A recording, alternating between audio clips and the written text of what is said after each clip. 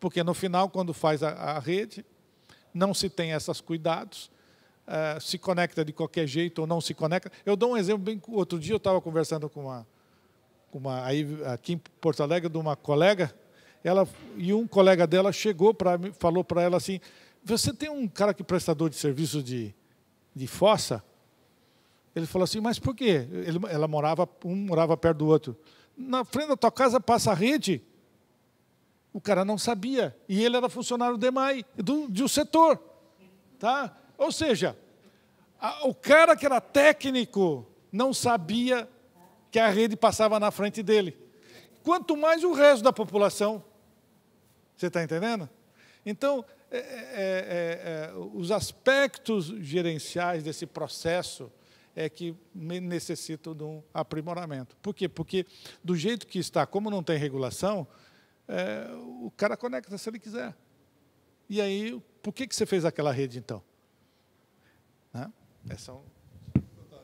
Vai sair um livro agora do antigo Prozab. O Prozab era um grupo de várias em rede de saneamento que foi criado, acho que na época do professor. Ele vai sair um livro agora, um novo livro, sobre exatamente sistemas individuais, fossa. Eu participei semana retrasada em Brasília no fechamento desse livro para a gente fazer a versão final. Ele fala exatamente quando, inclusive tem uma escala, até quando que é vantajoso do ponto de vista econômico e quanto que não se fazer isso. Eu acho que isso ele vai sair, ele sai um livro também em papel, mas também ele é disponibilizado na internet. Você pode pegar ele daqui a mais ou menos até o final do ano vai estar pronto esse livro. E ele trata exatamente dessas coisas. Quando você pode botar, quando as restrições que o professor Tucci falou. É um documento muito interessante, muito profundo sobre essa questão. Inclusive, ele coloca o problema quando você tem uma fossa, a pessoa acha que tem que ter a própria companhia de saneamento que opera, não sei o quê, tem que fazer a remoção do esgoto, porque ninguém tira esgoto de fossa. É difícil alguém limpar. Então, prestar esse serviço, levar esse esgoto, esse lodo para uma estação de tratamento. Mas, enfim, é um documento especificamente sobre isso. Eu acho que vai satisfazer as suas curiosidades aí sobre isso. Esse é um desafio enorme, né? Depois de instalada a estação, o que fazer, e onde eu acredito que, se eu não me engano, Canoas hoje trata 18% do que poderia tratar por questões desse tipo. Inclusive, países ricos, que nem a França, quase 30% das habitações é feita em fossa séptica, porque a gente tem a mania de achar que o melhor é uma rede, né? Mas a fossa séptica, se bem construído, se tem condições, se tem uma densidade pequena, uma carga pequena, ela é uma solução bastante interessante. E é bastante adotado, inclusive em países desenvolvidos como a França, o Japão. Eu estive no Japão, tem muita fossa séptica no Japão, em áreas isoladas, comunidades isoladas. E nós temos um programa de saneamento em São Paulo, que só 4% da população mora em área isolada. E tem um programa que chama Saneamento Rural, que vai ter verba do Banco Mundial, inclusive, e que a ideia é exatamente, uma das possibilidades para esgoto é a fossa séptica. Mas a gente quer construir uma coisa que a gente possa ter, por exemplo, que a empresa de saneamento, porque tem uma coisa também, professor Nunes, que as empresas de saneamento só querem pegar a área urbana. Isso é uma coisa importante, né, para as nossas empresas, né? A gente acha, porque isso sempre foi, né? Então a gente quer a área urbana, que é o filé mignon, que a gente pode cobrar, tem escala, né? Agora, e daí a gente não quer, ainda se recusa a isso, mas é impossível, pessoal, vamos falar a verdade. Não tem sentido se criar, quer dizer, a companhia de saneamento, uma estatal, que nem nós, a gente só pega coisa e daí passa para a prefeitura ter uma estrutura específica para a zona rural. É a mesma empresa, tá certo?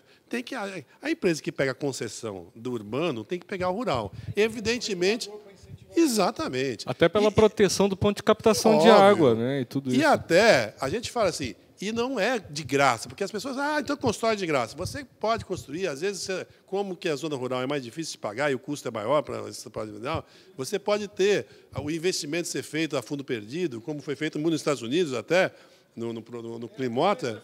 Rural que tem no Brasil. Exatamente. Você pode ter um subsídio na hora de construir, o Banco Mundial vai financiar isso, então você não precisa fazer a recuperação do capital investido, mas você cobra tirar o esgoto, fazer o controle de qualidade da água de um filtro lento. Né? Então, a gente está montando isso. Eu estou participando de um trabalho exatamente no litoral. Nós temos 250, no litoral norte, 250 comunidades isoladas. Então, a gente está preparando lá quanto que é o investimento, quanto não sei o quê, e quanto que a gente vai cobrar para fazer o monitoramento de qualidade. Nós já temos laboratório em todo lugar, por que nós não fazemos também na zona rural? Agora, essa posição que, inclusive, na minha empresa também tem, não é assim, tá? Não, isso aí não é com a gente, isso aí não quero saber. Mas quem que vai fazer? Ninguém vai fazer. Ainda eu incentivo que o regulador pode colocar nas empresas para No estatuto da empresa, nós temos um caso local que está no estatuto que não pode ir para o ambiente. Acredita nisso? Então tem que mudar se fez essa burrada lá. Mas no contrato de concessão, você pode mudar tudo isso, tá certo? No contrato de concessão, não pode bater contrato de concessão só área urbana, como a gente deve ter. Não. Quem que vai fazer a área rural? Vai ser o governo federal? Vai ser quem? Apesar da grande massa da população brasileira hoje estar na zona urbana, nós não podemos esquecer da zona rural. Um exemplo é o programa de eletrificação rural da ANEEL. Como que eles conseguiram e vão cobrir o país inteiro com a eletrificação rural? Luz para todos.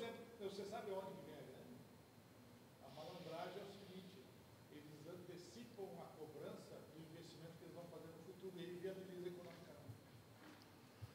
Eu estou acompanhando um projeto na Bahia que se chama Luz para Todos, que eles estão conectando o Luz para Todos com outro programa que chama Água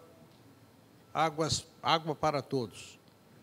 E lá eles estão colocando eletrificação e estão bombeando água de poços para colocar em cisterna. Mas eu queria só tomar um minuto para dizer o seguinte: a Embrapa Instrumentação de São Carlos, construiu um sistema de fossa biodigestora que custa R$1.000.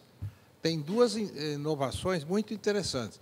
Primeiro, a água cinza que vem da cozinha, da pia, etc., é jogada num jardim filtrante, que cresce plantas aquáticas, etc. Aí vem o esgoto. O que foi feito? A inovação é a seguinte: tem 3 caixas de esgoto, o esgoto passa nessas caixas, mas aí você coloca 5 quilos uma vez por mês de esgoto, de fezes bovinas, estrume, porque lá tem as bactérias que vão digerir a fibra. As nossas fezes têm muita fibra que não é digerida. Quando você coloca esse estrume na fossa, você diminui brutalmente o resíduo seco. Isso foi inventado pelo Novaes, que faleceu ano passado. Nós estamos em São Carlos, já tem 6.000 fossas no Brasil todo. Convém examinar isso. Está espalhado, inclusive aqui no Rio Grande do Sul tem. E funciona muito bem. A água que sai. Pois é. Né? E, portanto, é interessante, é uma inovação interessante e custa R$1.000, é muito barato. Mas eu acho que tem que cuidar da zona rural por uma razão, né, Tuti? O município depende muito da zona rural porque os mananciais estão na zona rural e é o local de abastecimento. Se você não cuidar da zona rural, você vai degradar o manancial. Aí vem também a problemática de dejetos suínos, né? Pois é. Então, quando a gente olha para a zona rural, tem todo um... A gente viu ontem, né, a circulação de patógenos, né? Então, quer dizer, eu vou captar uma água que de repente está livre de um patógeno agora humano, mas que pode me atingir como zoonose, então.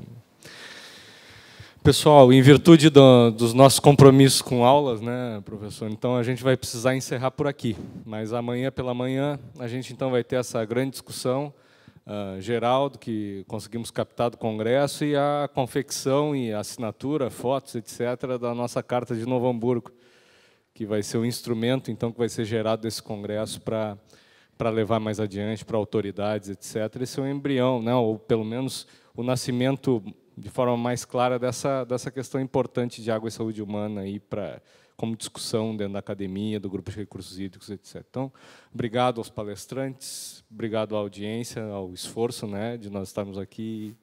Uma salva de palmas a todos, então.